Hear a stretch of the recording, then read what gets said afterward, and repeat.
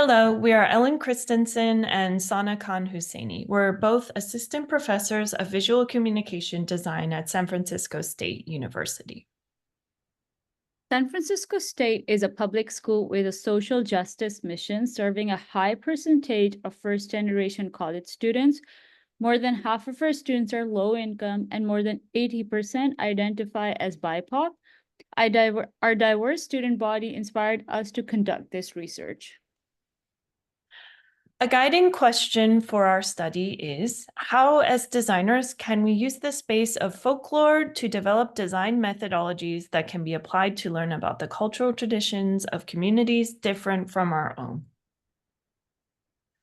Folklore encompasses the traditions, stories, customs, and beliefs that are transmitted across generations within a community, typically through oral tradition. According to Gaster, folklore is that part of a people's culture which is preserved, consciously or unconsciously, in beliefs and practices, customs and observances of general currency, in myths, legends, and tales of common acceptance, and in arts and crafts which express the temper and genius of a group rather than of an individual. It is essentially of the people, by the people, and for the people. Folklore may be ambiguous in nature, but plays a vital role in empowering individuals and communities to share their unique narratives, descriptions, needs, and desires that are deeply rooted in their cultural heritage. Ellen Dundas described folklore as an autobiographical ethnography. That is, it is a people's own description of themselves. It is a way of seeing another culture from the inside out instead of from the outside in, from the usual position of a social scientist or a teacher. Italian Marxist philosopher and activist Antonio Gramsci viewed folklore as a significant aspect of popular culture, reflecting the values and beliefs of a society. Gramsci asserted that folklore can be both a tool for ideological control by the ruling classes and a site of resistance and empowerment for subordinate classes. For the ruling class, folklore is a tool for ideological hegemony, which becomes the society's common sense, reinforcing the status quo and maintaining existing power structures. Conversely, folklore acts as a site of resistance for subordinated classes, as counter-hegemonic elements can emerge within folklore, challenging dominant ideologies and creating a sense of solidarity among the oppressed. Therefore, while folklore preserves and disseminates prevailing ideas within a community, it simultaneously can be a tool to manipulate to serve specific political, social, or economic interests. Contemporary notions of folklore have been controversial. While some contemporary folklore scholars embrace folklore's political potential, others view the folk and their lore as national treasures of the past.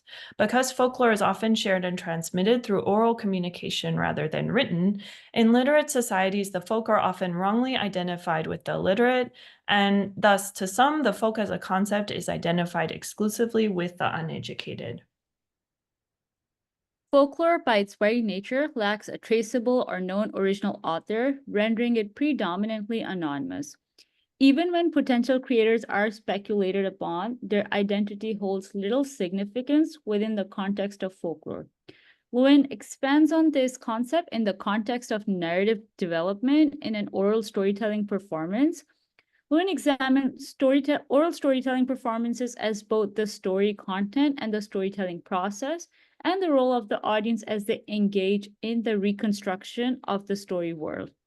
Lewin concluded that the audience's cognitive, emotive, and evaluative responses to the emerging narrative can possibly be manipulated by the interplay between verbal, vocal, and visual features emanating from the storyteller. Hence, folklore manifests in various versions, yet its essence remains constant, and each retelling of a tale is firmly grounded in the cultural heritage of a community. Consequently, all folklore thrives in the realm of multiple non-standard variations and is a valuable form of cultural expression that is universal and exists in everyday life in many forms. Like folklore, design is in part defined by its usage and reception in everyday cultural life. Quental expands on this in the context of designing illustrations by highlighting that illustrations have the ability to make us revisit an iconography that, by being distant from our reality, allows us to immediately feel an identification with the culture in which it arose. On the other hand, these images add a semantic and symbolic layer that projects them beyond their initial visual and cultural frontiers. While this verbiage perpetuates an outside-in approach, the potential for dissemination of culturally produced iconography beyond its initial context is emphasized. Folkloric narrative techniques have been adopted and designed to tell compelling stories that resonate with the audiences. Designers use storytelling to foster emotional connections between the audience and the design's message, characters, or context, allowing users to empathize with the story's protagonist or the problem being addressed. Robert Roth argues that the stories are a method for documenting and explaining, for meaningfully abstracting our experiences, for communicating and sharing, and for asserting a particular worldview. Storytelling offers much to the design process and experience of design outcomes, utilizing metaphor and other tactics for messaging to incite, influence, or resonate with broad audiences and encourage connection and empathy. Empathetic design necessitates that designers put aside preconceived ideas about the world and actively strive to understand the ideas, thoughts, and needs of others. However, when it comes to learning about a community different from our own, we usually take the objective outside-in approach. The authors of a framework for empathy in design recommended applying empathetic design approach using sensitivity in 4 layers: sensitivity towards humans, gathering inspiration and information about and making sense of people and their experiences and context; sensitivity towards design, seeking potential design directions and solution and posing what if questions; sensitivity towards techniques, application of generative, prototyping, and visualizing tools to communicate and explore the issues; and sensitivity towards collaboration, tuning the process and tools according to co-designers, decision makers, and organizations alike. Using this framework, our research investigates how folklore can elevate community voices and contribute to contemporary social justice and speculative design. We conducted a series of 2 workshops with both students and faculty at San Francisco State, visually exploring the intersection of community, research, storytelling, and technology in the context of folklore. Methodologies and limitations. We conducted 2 collaborative workshops. Using a Miro board, participants were asked 4 questions related to folklore and their personal experience, and the total time commitment for the workshop was less than 1 hour. The workshop began with a Think, Pair, Share activity where the students were asked to share oral, performance, material culture, and visual elements from a folklore of their cultural heritage. This was followed by a qualitative data collection and an open-ended reflective question. This study has several limitations. First, the small sample size may not represent the broader campus population, limiting the generalizability of the findings. Additionally, the diverse group of participants introduced variability that made it challenging to analyze responses cohesively. The methodology involved brief 1-hour workshops using a Miro board, which may not have allowed for in-depth reflection. Lastly, the mix of Likert scale and open-ended questions, while useful, may not fully capture the complexity of participants' experiences with folklore and design. Working within the constraint of our small sample size, preliminary findings indicate congruence between the percentage of participants seeing very little reflection of their own identity or lived experience in either folklore or design. However, a higher percentage of participants see their own identity or lived experience greatly reflected in folklore than in design. We will need to expand this study further to additional participants. Well, however, there were some interesting qualitative data that we were able to generate through these workshops. One of the participants shared a story of a Baba Yaga. The participant stated that I was told this story when I was young by my grandmother. She would joke that if I don't listen and get lost, then the Baba Yaga will eat me. Versions of this story is all over the world, such as Hansel and Gretel entering the woods and running into an old woman in the cabin in the woods. The Russian versions involves Baba Yaga living in a wooden cabin with chicken legs and eats children. In other communities, or for Ukrainians, there might be different versions of the details in the story. Another participant shared a story of visiting the Philippines and being told the story of the mountain goddess Mariang Sanuquan of Mount Arayat in Pampanga, Philippines, near the workshop participants' mother's hometown. In the Philippines, each ethnic group has its own set of deities, Dewata in the central and southern Philippines, or Anido in the northern Philippines. Both of these are gender-neutral terms, similar to the Japanese kami. During the colonial era, the Spanish intentionally modified the meanings of both words, changing the meaning of Dewata to fairy and Anido to ancestors and spirits. While in areas not colonized by Spain, the meanings were not modified. This folktale is from the ethnic group Kapampangan, and the story of Maria Senacuan was modified under Spanish colonization from the original deity, the sun god of war and death, one of the second most powerful deities in Kapampangan mythology. Spanish colonizers rebranded Senacuan as a woman, thinking if the deity's gender was changed to female, they would no longer be revered. The Spanish then added Maria to the name in an effort to convert believers to Catholicism. One workshop participant noted that learning more about Filipino stories reveals how much of a colonial impact Spain had on the country. Patterns and motifs added to the mirror board within the visual culture quadrant included images of traditional Filipino yakan weaving styles, like on the right here, and Ukrainian American woven patterns as on the left. While distinct patterns from specific cultures, visual similarities between the two patterns as well as that of other cultures, like the Oaxacan woven huipil in the middle, immediately stand out. One workshop participant shared a link to traditional Scandinavian patterns and motifs as shown here. Another participant indicated lots of gold and wood, yellows, florals, etc., as in this architectural detail from a Chinatown in Chicago. Another participant added an image of papel picado or poked paper as traditional decor for activities. Apart from the lores, participants also shared their material culture and performance-based folklores.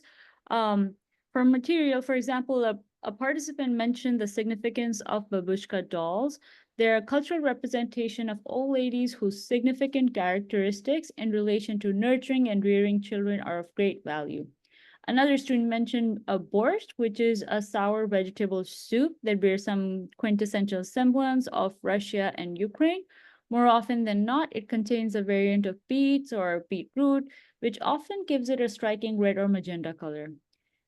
One participant shared their love for tamales. And what we know as the tamales of our day are the very same tamales eaten by prehistoric Mesoamericans, minus the lard. Before the Mayans and Aztecs came, the Olmecs and the Toltecs, all of which were loyal tamale makers and eaters. Tamales were often carried by warriors on long journeys and hunters on hunting trips. The women made them for festivals and rituals, and their preparation hasn't changed much since. In terms of performance culture, one student mentioned how they perform Mexican folk dance wearing a Veracruz, which is a representation of Mexico's history. The dress was influenced by the fashion of Spanish colonial settlers and adapted to a lighter materials that allowed women to wear them during daily tasks, especially in the fields.